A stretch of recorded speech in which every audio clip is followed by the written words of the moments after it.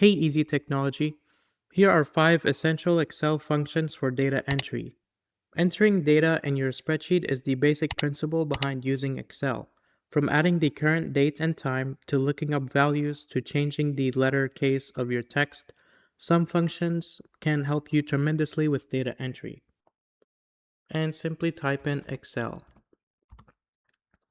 Go ahead and open it up and make sure you have an active Microsoft 360 account in order to access Excel. Go ahead and select blank workbook. The first function we are going to give is how to enter the current date and time. The syntax for this would be today, open and close parentheses. So what you want to do is type in equals today, open and close parentheses. And on cell A2, simply type in equals now, open and close parentheses, enter. And this will now give you the current date and time. As long as you save this spreadsheet, anytime you open this up, it will give you the exact current date and time. The second function we are going to give is how to obtain parts of a text on the left, right, and mid. Now what you want to do is simply go to cell B1 and simply type in equals left, open parentheses, A1, comma 5, and close parentheses. Go ahead and click enter. And this will give you the first character or the first name of the cell A1. Now, the next function we are going to use is simply delete this and type in equals right, parentheses A1, comma 5. Close parentheses and click enter. Now, this will give you the right name of the 3 names shown on cell A1, which is Jones. And finally, last but not least, we are going to delete this function and use the middle character or the middle word, and that is equals mid, open parentheses, A1, comma 7, comma 5, and simply just close parentheses. Enter. And as you can see, it's now using the middle name of cell A1.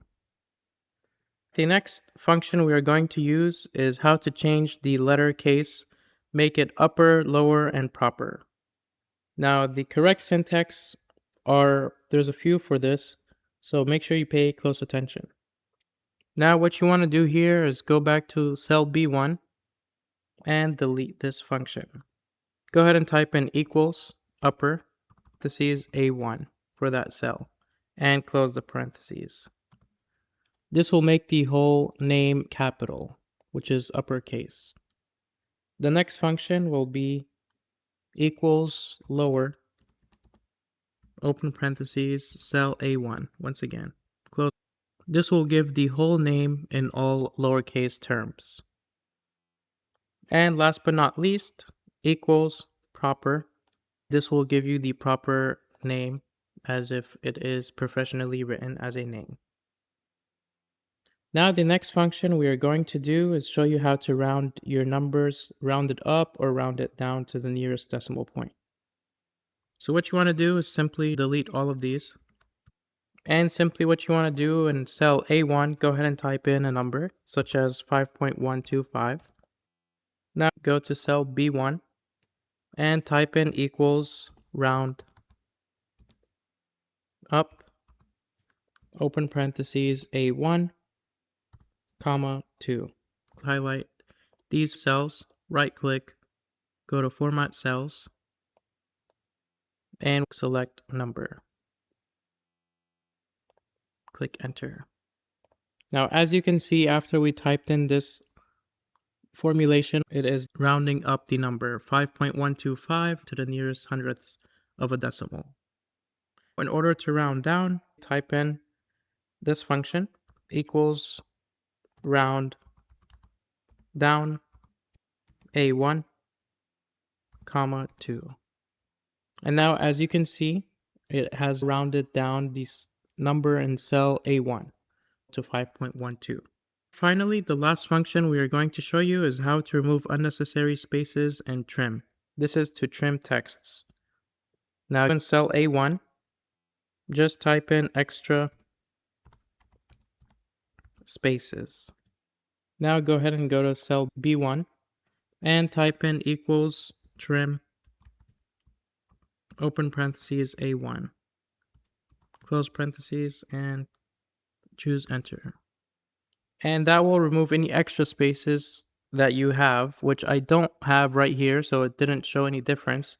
However, if you add in some extra spaces right here in between the words, this will simply rewrite it for you without the extra spaces. Now, in order to remove additional spaces in the phrase, you would type in this command.